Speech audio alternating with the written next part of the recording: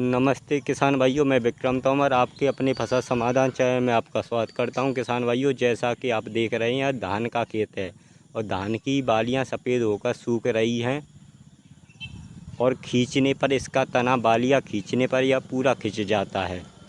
यह किस कारण से धान की बालियां सफ़ेद होती हैं और बालियां क्यों सूख रही हैं, इसकी समस्त जानकारी देने वाला हूं, तो वीडियो में एंड तक बने रहें।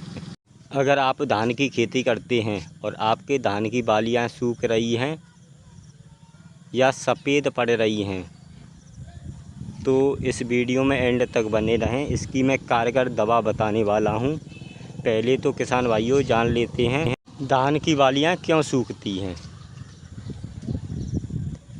आप जैसा कि आप इस खेत को देख रहे हैं, बहुत अधिक मात्रा में धान के खेत में बालियां सूख रही हैं। पहले सफ़ेद पड़ जाती हैं, फिर पूरी बालियां सूख जाती हैं और इसका बालियां खींचने पर या पूरा खिंच जाता है। इसका कारण होता है इसके कोत में सुंडी रहती है, वह सुंडी बालियों के नीचे से काट देती है और बालियां सूख जाती हैं। तो किसान भाइयों, अब जान लेते हैं इसकी दवा की। अगर आप धान की खेती करते हैं और आपके धान की फसल में यह समस्या चल रही है, तो आप कोरेक्ट 200 ml प्रति एकड़, अगर हम इसमें साल्ट की बात करें तो इसमें थाइमोथॉक्सम और लैम्ब्डा दोनों इस एक ही दवा में साल्ट रहती हैं। यह अगर आपके खेत में बालियां सूख रही हैं या सफ़ेद हो रही हैं, तो आप कोरेक्ट 200 ml प्रति एकड़ के हिसाब से छिड़काव कर सकते हैं। अगर हम दूसरी दवा की बात करें, अगर कोरेक्ट मिल जाती है, यह कृषि रसायन की आती है, यह आपको ध्यान रखना है। कोरेक्ट, थाइमोथॉक्सम प्लस लैम्ब्डा एक ही दवा में 2 साल्ट रहते हैं। यह कृषि रसायन कंपनी की आती है। इसकी मात्रा आपको लेनी है 200 ml प्रति एकड़। अगर दूसरी दवा की बात करें तो आपको लेनी है केज, इसमें CTPR रहता है।